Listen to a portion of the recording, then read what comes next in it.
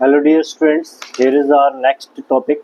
Current electricity का next topic है deduce the expression for equivalent EMF and internal resistance in parallel. ये 2026 इस बार के पेपर में आया हुआ क्वेश्चन है। Deduce expressions for the equivalent EMF and internal resistance for the two cells in parallel. दो सेल्स के लिए पैरेलल में बनाना है और एक न्यूमेरिकल भी आया है इसके साथ में, और ये 5 मार्क्स का क्वेश्चन था। तो इसको देखते हैं। ये डेरिवेशन बहुत इंपॉर्टेंट है, आया हुआ है लास्ट ईयर, तो इसको हम सॉल्व करने की कोशिश करेंगे किस तरीके से सॉल्व होता है। ठीक है, पहले मैं सर्किट डायग्राम बना लेता हूँ। देखो, मान लो मेरे पास यहाँ से स्टार्ट कर रहा हूँ मैं सर्किट ए, और यहाँ पे मैंने क्या करा, पैरेलल में मुझे लगाना है। तो एक सेल मैंने ऊपर लगाया, ठीक है, एक सेल मैं ऊपर लगा रहा हूँ और एक सेल में लगाऊंगा नीचे। ठीक है, ये मैंने सेल लगाया। इसके बाद इस सेल को हम यहाँ पे ज्वाइन कर देते हैं और ये आगे बढ़ के इस तरीके से हो जाएगा। ठीक है, तो इस तरीके से हम इसको बनाएंगे। ठीक है, ये मेरे पास ए से मैंने स्टार्ट करा और ए से ये है बी पॉइंट। यहाँ पे मैंने मान लिया मेरा सेल का जो ईएमएफ है E1 है और इस सेल का जो ईएमएफ है E2 है। इसका जो इंटरनल रेजिस्टेंस है वो R1 है, इसका इंटरनल रेजिस्टेंस R2 मान लेते हैं। ये C पॉइंट, ये D पॉइंट। ठीक है, ये हमने सेल, और हमारे दो सेल्स के लिए हमें पैरेलल कॉम्बिनेशन निकालना था, तो हमने दो सेल लगा दिए और पैरेलल कॉम्बिनेशन में इसका हम चेक करते हैं क्या आता है। इसमें अब हम करंट को फ्लो कराएंगे और करंट को फ्लो करके देखते हैं हमारे E इक्विवेलेंट और R इक्विवेलेंट कितना आता है। मान लो मैंने यहाँ से करंट को फ्लो कराया और यहाँ से करंट को फ्लो कराया I current. Let I current is flowing through D terminal. D से जब ये फ्लो करा, इस जंक्शन से ये I करंट बढ़ जाएगा, दोनों जगह बढ़ जाएगा। पैरेलल में अगर आपको याद होगा, पैरेलल में क्या होता है, करंट जो होता है वो तो करंट जो होता है वो तो स्प्लिट कर जाता है, लेकिन वोल्टेज क्या होता है, डिवाइड हो जाता है। तो यहाँ पे वोल्टेज डिवाइड होता है, करंट वोल्टेज सेम रहता है पैरेलल में, और करंट डिवाइड हो जाता है या फिर स्प्लिट हो जाता है।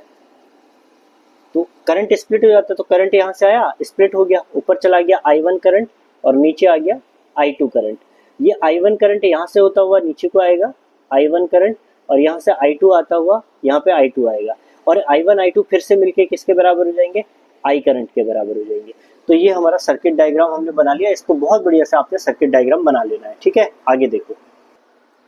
तो हम इसको किस तरीके से लिखेंगे, ये हम डायग्राम बनाएंगे, सर्किट डायग्राम, और उसके बाद ये लाइन लिखेंगे बिल्कुल कंप्लीट। अगर आपको चाहिए तो सीबीएसई मार्किंग स्कीम के हिसाब से ओएसएम में आपको आंसर लिखने पड़ेंगे, क्योंकि ओएसएम चेकिंग है तो सीबीएसई के अकॉर्डिंग ही सारे आंसर्स लिखे होने चाहिए।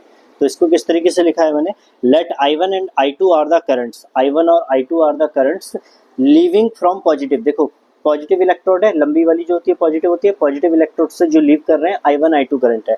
Late I1 and I2 are the currents leaving from positive electrodes of the cell E1 and E2 respectively. मैंने अभी बताया था, अगर यहाँ पे करंट स्प्लिट होता है तो करंट की ही आपको इक्वेशन बनानी चाहिए, जहाँ पे जैसे रेजिस्टेंस में भी हम देखते हैं पैरेलल और सीरीज में, उसमें करंट सेम होता है तो करंट की इक्वेशन नहीं बनाते, वोल्टेज की बनाते हैं। तो इसमें करंट स्प्लिट हो रहा है तो करंट की इक्वेशन बनाओ, I is equal to I1 plus I2। ये आपका करंट की इक्वेशन बन जाएगी। अब मैं अगर पोटेंशियल डिफरेंस की बात करूं, पोटेंशियल डिफरेंस कितना होगा, देखो ये तो EMF हुआ, इसका इंटरनल रेजिस्टेंस R हुआ, यानी कि IR लिख सकते हैं। तो ये किसके बराबर होता है, V is equal to E minus IR के बराबर। तो ये हमारी इक्वेशन बनेगी, इसी को बनाना है बस हमें। ठीक है, तो अगली स्टेप में याद रखना, पैरेलल में सबसे पहला स्टेप I1 प्लस I2 करना है। इसके बाद आपने इक्वेशन बनानी है, एक बार E1 के लिए बनानी है I1 R1, और एक बार V is equal to E2 plus I2 R2। Second step ये याद रखना है, फर्स्ट स्टेप सेकंड स्टेप ये आपको याद रखना है। इसको लिखना कैसे है वो मैं आपको लिखने का बता देता हूँ, किस मेथड से लिखना है आंसर। तो इसके बाद हम लिखेंगे potential difference across the terminal of cell E1। E1 के अक्रॉस पोटेंशियल डिफरेंस कितना है। एक बात देखो, E1 और E2 के अक्रॉस जो पोटेंशियल डिफरेंस होगा वो सेम ही होगा, V होगा। ठीक है, और V इज इक्वल टू होता है E माइनस IR, दोनों में पोटेंशियल डिफरेंस सेम ही होगा V।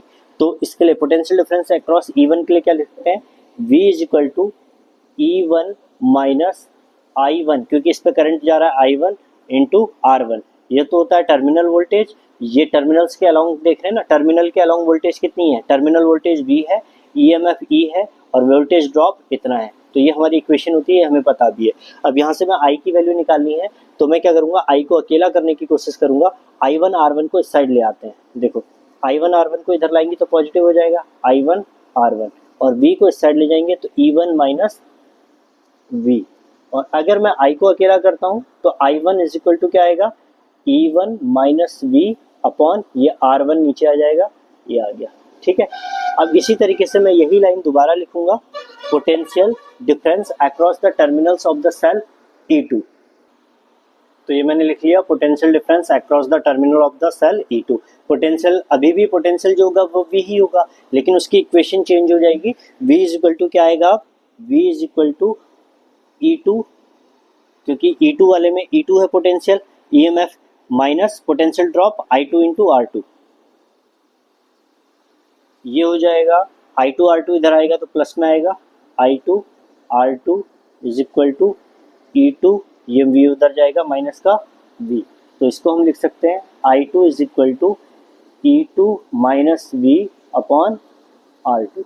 तो मेरे पास I1 I2 की वैल्यू आ गई। तो मैंने आपको यही स्टेप्स याद रखने हैं, I is equal to I1 plus I2, V is equal to ये E1 I1 R1, ठीक है, 1 1 1, V इज इक्वल टू 2 2 2, ये वाली इक्वेशन, यहाँ से I1 I2 निकाला, इन दोनों को यहाँ पे रखना है। तो सिंपल यही स्टेप्स याद रखोगे तो आपके कहीं मार्क्स नहीं कटेंगे, ये क्वेश्चन आया हुआ है, ठीक है। तो हमारा I इज इक्वल टू क्या था, I1 प्लस I2। तो यहाँ से हम सॉल्व करना शुरू करते हैं इस पार्ट को, ठीक है। मैं यहाँ से सॉल्व करता हूँ ताकि कंप्लीटली आपको दिखे। तो now I is equal to I1 plus I2, तो I इज इक्वल टू हो जाएगा, I1 की जगह क्या लिखना है, E1 minus V, E1 minus V upon R1 plus E2 minus V upon R2। अब क्या करो, R2 नीचे अलग अलग बांट दो। अलग अलग बांटने का मतलब I is equal to E1 upon R1 अलग लिख लो, माइनस V अपॉन R1 अलग लिख लो, यानी टर्मिनल वोल्टेज अलग कर ले रहे हैं और EMF को अलग कर ले रहे हैं। E2 upon R2 minus V upon R2, ठीक है। अब इसमें क्या करना है, इन दोनों को एक साथ लिख लेते हैं, इन दोनों को एक साथ लिख लेते हैं। तो I इज इक्वल टू क्या हो जाएगा, E वाले टर्म्स एक साथ, E1 upon R1 plus E2 upon R2 minus V upon R1 minus V upon R2। अब गौर से देखो, ये तो ठीक है, इसको देखते हैं अब। I is equal to E1 upon R1 plus E2 upon R2 minus दोनों में से कॉमन ले लिया, V भी दोनों में से कॉमन ले लिया, तो अंदर क्या बचा, 1 upon R1 minus 1 upon R2, ठीक। अब यहाँ पे देखो I इज इक्वल टू, अगर इसको हम सॉल्व करते हैं, इस वाले पार्ट को अगर हम सॉल्व करते हैं तो क्या आएगा, देखो एलसीएम ले लो या फिर क्रॉस मल्टीप्लाई कर दो, E1 इंटू R2 हो जाएगा, ये E1 into R2 plus E2 into R1 हो जाएगा, ये upon R1 plus sorry R1 into R2, नीचे R1 R2, ये इससे मल्टीप्लाई, ये इससे मल्टीप्लाई और ये दोनों आपस में, फिर माइनस का V, ये इससे मल्टीप्लाई, ये इससे मल्टीप्लाई और ये आपस में मल्टीप्लाई, यानी कि हम इसको एलसीएम ले रहे हैं। R2 बन जा R2 माइनस R1 बन जा R1 upon R1 into R2, ठीक है। ये इस तरीके से हम लिखेंगे। अब ये हम कर क्या रहे हैं, हम एक्सप्रेशन निकालने हैं E इक्वलेंट का और R इक्वलेंट का।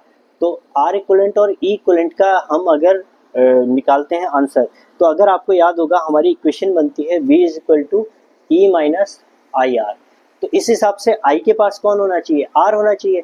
देखो आई आर होता है ना, तो I इंटू आर, तो I के पास R वाला टर्म्स होना चाहिए और V अकेला होना चाहिए। तो V को अकेला करना है। V अकेला कैसे होगा, जो इसके साथ ये मल्टीप्लाई में है, ये इसी का रेसिप्रोकल इससे मल्टीप्लाई कर देंगे तो कैंसिल हो जाएगा। देखो मैं पूरी इक्वेशन को इसके रेसिप्रोकल से मल्टीप्लाई कर दे रहा हूँ। जैसे R1 R2 है, इसको ऊपर और इसको नीचे, तो क्या बनेगा, देखो इसको मैं इरेज कर देता हूँ यहाँ पे, ये वाला पार्ट। तो यहाँ पे क्या बनेगा, इसको देखो, I के पास मैं मल्टीप्लाई करूंगा इसका reciprocal R1 R2 upon R2 minus R1, ठीक। ये मैंने इसमें मल्टीप्लाई कर दिया, ये वाला टर्म, कौन सा वाला टर्म, R1 R2 इंटू ये वाला। ठीक, ये वाला टर्म मैंने मल्टीप्लाई कर दिया, ये माइनस नहीं आना चाहिए, कुछ गलती हुई है। अच्छा, इसमें से माइनस का साइन दोनों जब में से कॉमन लिया था, अगर कॉमन लिया तो यहाँ प्लस का साइन आएगा, तो यहाँ पे भी हम प्लस का साइन लगा लेते हैं। ठीक है, ये आ गया। तो ये वाला स्टेप यहाँ से ये ऐसे करके चल रहा है। ठीक है, यहाँ पे ठीक है। फिर is equal to E1 R2 plus E2 R1 upon R1 into R2, इसमें भी मल्टीप्लाई करेंगे यही वाला term, R1 R2 upon R2 plus R1। ठीक, फिर माइनस का sign V R2 plus R1 upon R1 R2, ये वाला टर्म में भी हम ये वाला टर्म मल्टीप्लाई करेंगे। किससे मल्टीप्लाई करा हमने? इसके रेसिप्रोकल से। पूरी इक्वेशन में देखो, यहाँ भी मल्टीप्लाई करा है, यहाँ पे भी मल्टीप्लाई करा है, अब यहाँ भी करेंगे हम इसी से, R1 R2 upon R2 plus R1। ठीक है, देखो अब गौर से, R1 R2 से R1 R2 कैंसिल हो गया क्योंकि ये मल्टीप्लाई में, R1 R2 से R1 R2 cancel, R2 plus R1 से R2 प्लस R1, V अकेला हो गया। अब देखो V को इस साइड ले आओ, ये माइनस का V है, इधर आएगा तो प्लस का V हो जाएगा, और इस वाले टर्म को ऐसे लिख देंगे E1 R2 plus E2 R1 upon R1 plus R2 भी लिख सकते हैं इसे, R1 प्लस R2, और ये वाला टर्म इस साइड आएगा तो माइनस में आएगा, क्या आएगा? I into R1 R2 upon R1 plus R2। अब इसे कंपेयर करो, V is equal to E equivalent minus I R equivalent, इससे अगर हम कंपेयर करते हैं इसे, तो देखो V की जगह V, ई इक्वलेंट की वैल्यू कितनी आई पैरेलल पे? ये वाला, ये फॉर्मूला बना आपका इक्वलेंट का। क्या बना?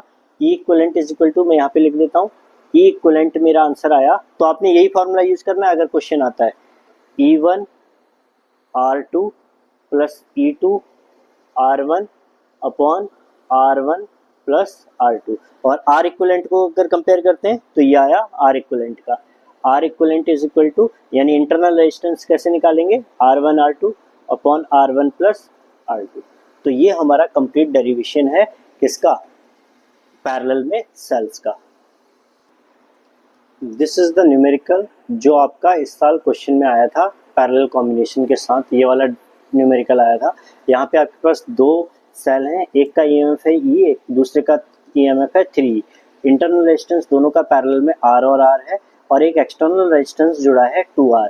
आपसे पूछा है इस 2R के अलाउंग कितना करंट फ्लो होगा, कितना करंट फ्लो होगा? तो करंट का फॉर्मूला याद रखना, total EMF E equivalent, total EMF जो आएगा इसका अपॉन टोटल रेजिस्टेंस जो आएगा, ये हमारा करंट बताएगा।